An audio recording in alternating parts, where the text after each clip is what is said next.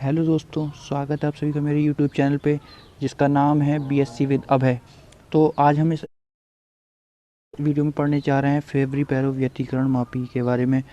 तो पहले तो हमें पता होना चाहिए कि व्यतिकरण क्या चीज़ होती है, उसके बाद ही हम व्यतिकरण मापी के बारे में पूरा डिटेल में समझ पाएंगे।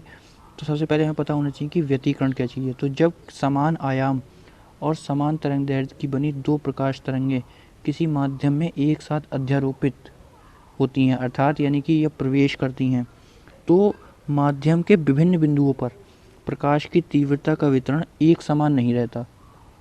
कुछ बिंदुओं पर प्रकाश की तीव्रता दोनों तरंगों के योग से अधिक होता है तथा कुछ बिंदुओं पर प्रकाश की तीव्रता दोनों तरंगों के योग से कम होता है।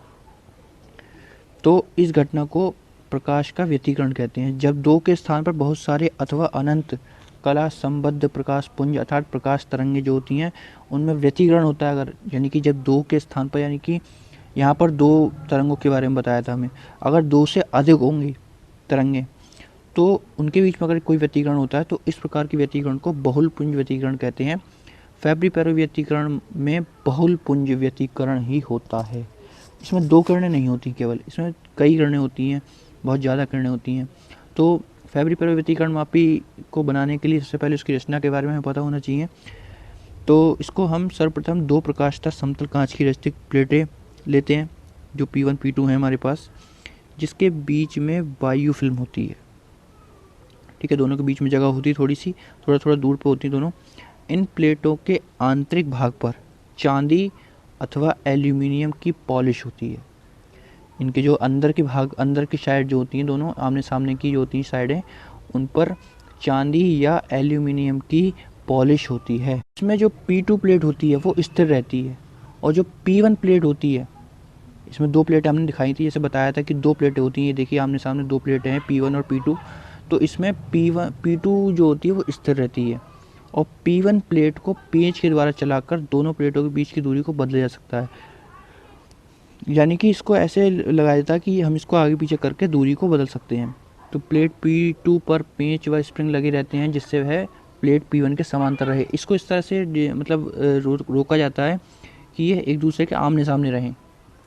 दोनों प्लेटें कुछ प्रिज्मीय तरीके से बनी होती हैं, जैसे कि आप देख रहे हैं, चित्र में भी देख सकते हैं, ताकि इनके पृष्ठों से परावर्तित किरणों के बीच व्यतिकरण ना हो। इनके परावर्तित किरणें निकलेंगी, उससे व्यतिकरण ना हो, उस वजह से इसको प्रिज्मीय तरीके से बनाया जाता है। अब इससे हमें फ्रिंजें कैसे प्राप्त होती हैं, अब ये देखने वाली बात है।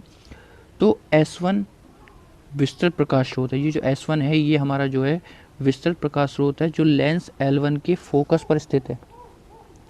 ठीक है, जो L1 लेंस लगा हुआ है ये यहाँ पर इसके फोकस पर स्थित है ये, ठीक है नहीं है।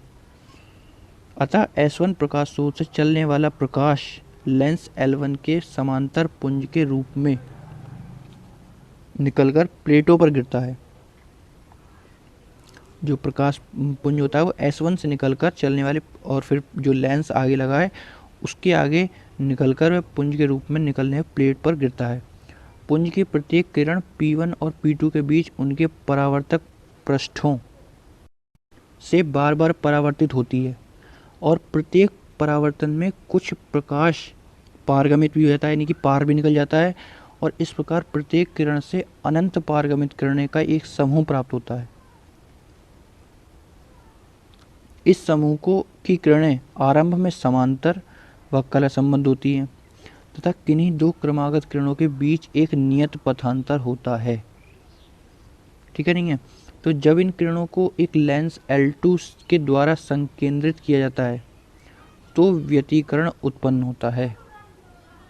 ठीक है नहीं है।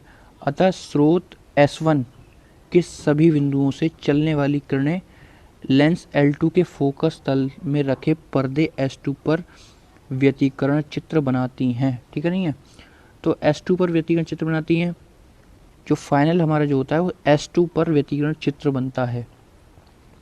माना कि प्लेट P1 और P2 के बीच की दूरी T है तथा स्रोत से के एक बिंदु S से चलने वाली किरण प्लेटों पर थीटा कोण पर गिरती है।